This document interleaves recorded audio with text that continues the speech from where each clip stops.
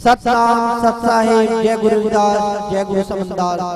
आदरणीय धर्म प्रेमियों, आज हम आपको कलयुग में अवतरित हुए एक महान संत जिनका नाम संत हीरादास जी था, उनका जन्म लगभग 1730 ईस्वी के पूर्व अफगानिस्तान के कंधार क्षेत्र की सुदूर जाति की एक गायन परिवार में हुआ, जो संत रविदास जी से प्रेरित थी। हीरादास जी का परिवार गरीब था। गरीब होते हुए भी वे संतों की सेवा व समाज की सेवा में बढ़ चढ़कर हिस्सा लेते थे। हीरादास जी के पिताश्री का नाम श्री केशवदास व माता का नाम सुमतीबाई था।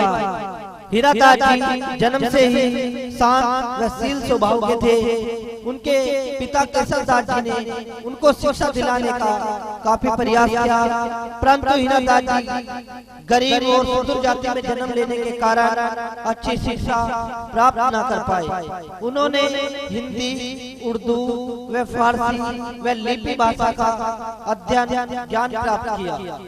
हीरादास जी परिवार की मूल शिक्षा के आधार पर गुरु रविदास जी को अपना इष्ट मानते थे और निर्गुण भक्ति के उपासक गुरु हीरादास जी ज्यों भक्ति भावना से प्रेरित होकर समाज को गांव दर गांव समझाने के लिए अपनी यात्रा पर निकलते, तो वहां देखते कि समाज अंधविश्वास व आडंबर से व्यथित है, क्योंकि वर्ण व्यवस्था के अनुसार मनुवादियों ने समाज में बहुत ही संक्रमित भावना पैदा कर दी थी।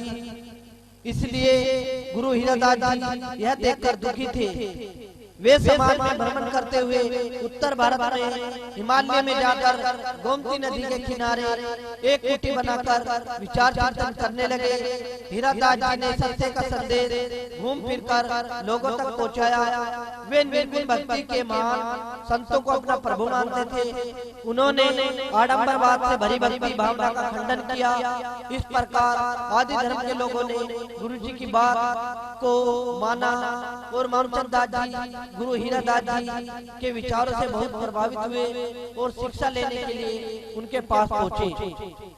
मानचंद दास जी गुरु जी की सेवा करते और हीरादास जी ने उनकी सेवा से खुश होकर मानचंद दास जी को अपना शिष्य बनाया और कहते हैं, हे शिष्य, तुम समाज में अपने ज्ञान द्वारा मनुष्य को भ्रम आडंबरों से मुक्त कराओगे। इस प्रकार हीरादास जी सच्चे के मार्ग पर चलते चलते अपने प्राणों को शरीर से मुक्त कर उत्तम गति को प्राप्त हो गए।